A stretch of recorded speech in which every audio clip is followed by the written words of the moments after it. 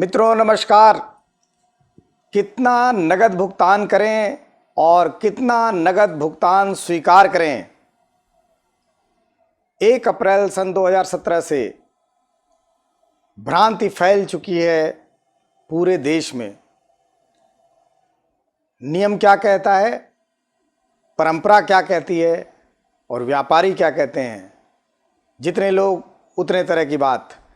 आइए जानने का प्रयास करते हैं इस वीडियो में कि हम कितना नगद भुगतान व्यापार के दौरान कर सकते हैं और कितना नगद भुगतान स्वीकार सकते हैं।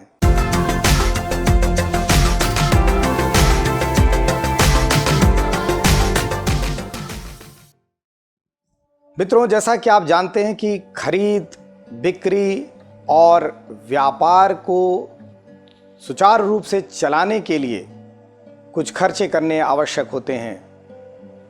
कुछ ऐसे खर्चे होते हैं जो नगद ही किए जा सकते हैं, जिनमें कि बैंकिंग माध्यमों का इन्वॉल्वमेंट पार्टीज द्वारा हतोत्साहित किया जाता है।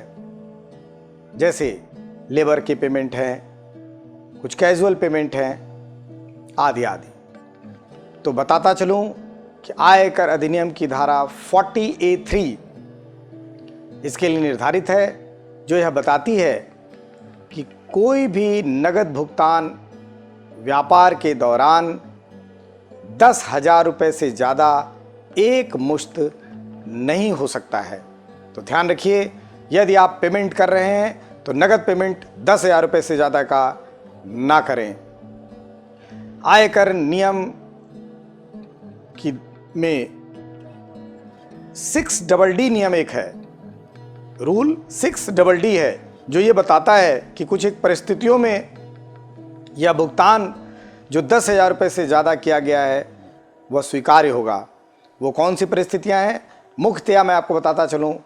यदि आप कोई कैपिटल एक्सपेंडिचर कर रहे हैं या कोई पूंजीगत खर्चा कर रहे हैं, आप खर्चा ऐसे दिन कर रहे हैं या ऐसे दिन खर्चा करने के लिए बाध्य हैं जिस दिन कोई गेस्टेड हॉलीडे है, सार्वजनिक अवकाश है, संडे है, अर्थात बैंक जिस दिन बंद है। आप खर्चा ऐसी जगह पे कर रहे हैं जहां पर बैंक या बैंकिंग संस्थाओं का कोई एग्जिस्टेंस नहीं है, अर्थात आप सुदूरवर्ती क्षेत्रों में कोई भुगतान कर रहे हैं।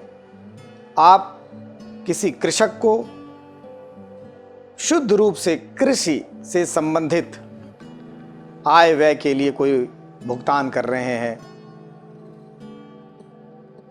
आदि आदि। तो अगर रूल 6DD की बात हटा दें, जैसा कि अब पूरे भारतवर्ष में बैंकिंग का माया जाल आ चुका है, 24/7 बैंकिंग चल रही है। अब कृषक भी नगद भुगतान को हतोत्साहित कर रहे हैं, सभी भीम ऐप फॉलो कर रहे हैं, सभी ऑनलाइन नेट बैंकिंग की तरफ बढ़ चुके हैं। तो ऐसे में अगर रूल 6DD को हम थोड़ा हम पटाक्षेप करें तो कुल मिलाकर यह है कि किसी भी प्रकार के भुगतान के करते समय हमें अब 10,000 रुपये से ऊपर का नगद भुगतान एक मुश्त नहीं करना है।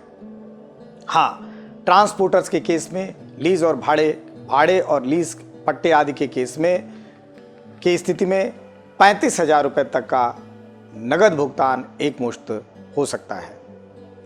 एक बहुत बड़ा प्रश्न यह है कि अगर बाय द वे या व्यापार के दौरान एक मुश्त 10,000 रुपये से ऊपर का भुगतान हमने कर ही दिया है, तो अब उसका हमें दंड क्या मिल सकता है। सेक्शन 40A3 बताती है कि यदि आपने 10,000 रुपये से ऊपर का भुगतान नगद कर दिया, जहां पे 10,000 रुपये से ऊपर का नगद भुगतान नहीं करना चाहिए था, तो ऐसी स्थिति में जब आप अपने प्रॉफिट एंड लॉस अकाउंट को बना रहे हैं या लाभ हानि खाते को बना रहे हैं, तो ऐसे में आप तैयार रहिए। आयकर विभाग 10,000 रुपये से ऊपर किए गए भुगतान को, जो नगद भुगतान आपने किया है, उसे अस्वीकार कर देगा और उसे उस खर्चे पर भी आपको आयकर का भुगतान करना पड़ेगा। एक प्रश्न यह भी कि हम कितना भुगतान स्वीकार करें। अब तो हम कितना नगद भुगतान करें ये तो आपको एक चैप्टर मैंने क्लियर कर दिया। अब एक चैप्टर ये भी आता है कि हम कितना नगद भुगतान स्वीकार करें। जैसा कि मैंने अपने पहले वीडियोज़ में भी बताया है, इसके लिए वित्त मंत्रालय ने एक सीमा निर्धारित कर दी है 2 लाख रुपए तक की, अर्थात व्यापार के दौरान या अन्य किसी एक्टिविटीज़ के दौरान एक व्यक्ति से एक बिल के लिए या एक व्यक्ति से किसी इवेंट के लिए या सीरीज ऑफ इवेंट के लिए आप कुल मिलाकर 2 लाख रुपए से ऊपर का भुगतान स्वीकार नहीं करेंगे। आशा ही नहीं, पूर्ण विश्वास है कि आपको नगद भुगतान करने और नगद भुगतान स्वीकार करने से संबंधित ये वीडियो पसंद आया होगा। आपके जहन में, आपके मन में अगर कोई विभिन्न प्रकार का या भिन्न प्रकार का कोई प्रश्न आ रहा हो तो आप हमसे पूछें, हम उसका समाधान करेंगे। आज के लिए इतना ही। धन्यवाद। नमस्कार।